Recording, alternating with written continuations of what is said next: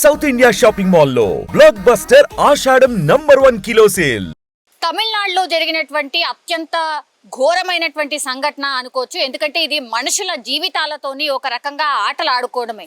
ఎందుకంటే వీళ్ళు ఇప్పుడు ఇద్దరు పట్టుబడిన వ్యక్తులు ఎవరైతే ఉన్నారో కమల్ ఇంకా సేలం, వీళ్ళిద్దరి పేరు వచ్చేసి వీళ్ళు అడవికి దగ్గరలో నివాసం ఉండేటటువంటి ప్రాంతాల్లో ఉంటారు. దీంతో ఏం చేసిండ్రు అంటే ఈజీ మనీ అనుకోవచ్చు.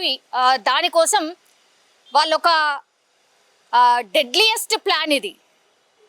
దగ్గరలో అడవి ఉంది కాబట్టి వేట దేన్ని చేస్తున్నారు అని అంటే గబ్బిలాలను వేటాడుతున్నారు. గబ్బిలాలని ఈ గన్ ఉంటుంది కదా, ఆ గన్ని తీసుకెళ్ళి గన్స్తోని గబ్బిలాలను వేటాడడం.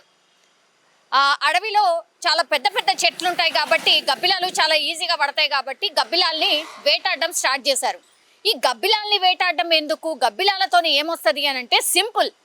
ఈ గబ్బిలాలని దగ్గరలో ఉన్నటువంటి ఈ ఫాస్ట్ ఫుడ్ సెంటర్స్ ఉంటాయి కదా, అంటే చిల్లీ చికెన్ అమ్మేటటువంటి సెంటర్స్ ఏవైతే ఉంటాయో వాటిని ఎంచుకున్నారు. గబ్బిలాల్ని చంపి తర్వాత చిన్న చిన్న చికెన్ పీసెస్ ఎట్లయితే ఉంటాయో వాటన్నిటిని కూడా గబ్బిలాల్ని చిన్న చిన్న చికెన్ పీసెస్ లాగా కట్ చేసి చిల్లీ చికెన్ చేయడానికని విక్రయిస్తున్నారు. అదే కాకుండా ఈ వైన్ షాప్స్ ఎక్కడైతే ఉంటాయో అక్కడ బయట స్టఫ్ కింద ఇవన్నీ కూడా దొరుకుతుంటాయి కదా, సో వాటిని టార్గెట్ చేసి అక్కడ బయట ఏవైతే ఈ స్టఫ్ కింద ఎవరైతే ఈ చికెన్కి సంబంధించిన ఇవన్నీ చేస్తూ ఉంటారో వాళ్ళని ఎంచుకొని వాళ్లకు ఈ గబ్బిలాలని యాజ్ ఏ చికెన్ లాగా వాళ్ళే చికెన్ పీసెస్ చిన్న చిన్నగా కట్ చేసి సప్లై చేయడం స్టార్ట్ చేశారు. గత కొంతకాలంగా వీళ్ళు టోటల్గా ఈ బిజినెస్ మీదనే కాన్సన్ట్రేట్ చేస్తున్న పరిస్థితి ఉంది అనేసి పోలీసులు నిర్ధారణకైతే వచ్చిండ్రు. వీళ్ళిద్దరు ఇప్పుడు పోలీసుల అదుపులో ఉన్నారు. విచారణ చేసినప్పుడు వాళ్ళ చెప్పినటువంటి విషయాలు విన్న తర్వాత షాక్ అయిపోయినటువంటి పరిస్థితి. ఇది ఎన్నేళ్లగా సాగుతోంది, ఎక్కడెక్కడ సప్లై చేస్తూ ఉన్నారు, ఎంతమంది తిని ఉంటారు, ఈ విషయం తెలిసిన తర్వాత ఎవరైతే చిల్లీ చికెన్ని లొట్టలేసుకొని తిన్నారో వాళ్ళందరూ ఒక రకంగా షాక్లో ఉన్నటువంటి పరిస్థితి. వీళ్ళేంటి ఇప్పుడు సపోజ్ చికెన్ చిన్న చిన్న పీసెస్గా కట్ చేసి చిల్లీ చికెన్కి ఏదైతే అవసరమైన పీస్ ఉంటుందో అదొకవేళ చికెన్ రూపంలో కొనాలి అని అంటే షాప్ వాళ్ళకి 250 నుంచి 300 కేజీ అవుతుంది అని అనుకుందాం. వీళ్ళు కేవలం ఈ గబ్బిలాలని ముక్కలుగా కట్ చేసి వాళ్ళకి 100 రూపాయలకే సప్లై చేస్తున్నారట. సో ఎంత డిఫరెన్స్ ఉంది.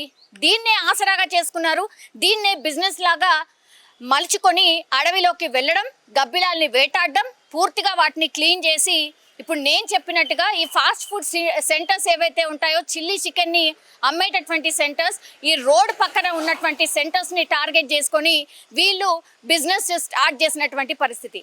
పోలీసుల విచారణలో ఎవరెవరికి ఎక్కడెక్కడ సప్లై చేసిర్రు, వాళ్ళు తిన్న వాళ్ళ పరిస్థితి ఏంటి, ఈ గబ్బిలాలని తినడం వల్ల ఎట్లాంటి ప్రభావం చూపుతుంది అనేసి పూర్తిగా ఇన్వెస్టిగేషన్ అయితే చేస్తున్న పరిస్థితి. అయితే దీని వెనకాల కేవలం ఇద్దరే ఉన్నారా, లేకపోతే ఈ షాప్ వాళ్ళకి ఏవైతే విక్రయిస్తున్నారో నిజంగా గబ్బిలాలకు సంబంధించిందే అని చెప్పి విక్రయించారా, లేకపోతే చికెన్ అని చెప్పి విక్రయించారా అనేది కూడా విచారణ చేస్తున్నటువంటి పరిస్థితి అయితే కనిపిస్తోంది. పక్కనే తమిళనాడులో ఉన్నటువంటి సేలం అటవీ ప్రాంతాల్లో వీళ్ళు ఈ వేటను కొనసాగించి 3 పువ్వులు 6 కాయల్లాగా వాళ్ళ దందానైతే నడిపించారు. కానీ మనుషుల జీవితాలతో మనుషుల ప్రాణాలతో ఒక రకంగా చెలగాటం ఆడుతున్నటువంటి లెక్క. ఇప్పుడు ఇది తిన్న తర్వాత ఎవరైనా దగ్గరలో ఈ ఫుడ్ ఇన్ఫెక్షన్కి సంబంధించిన కంప్లైంట్స్ ఏమన్నా వచ్చాయా, వీటన్నిటి మీద కూడా పోలీసులు ఆరా తీస్తున్నటువంటి పరిస్థితి. అండ్ వీళ్ళిద్దరే చేస్తున్నారా, లేకపోతే ఏమన్నా ముఠా ఉందా, ఇంకా ఎక్కడెక్కడ ఇట్లాంటివి చేస్తున్నారు అనేసి కూడా తమిళనాడుకు సంబంధించిన పోలీసులు వీళ్ళిద్దరిని అదుపులోకి తీసుకున్న తర్వాత అరెస్ట్ చేసి రిమాండ్కి తరలించి పూర్తి స్థాయిలో విచారణ చేస్తున్న సందర్భం అయితే మనకైతే కనిపిస్తోంది.